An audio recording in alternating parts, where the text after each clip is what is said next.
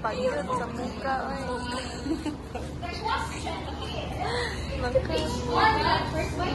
A C-shaped organ important in food digestion and Uy!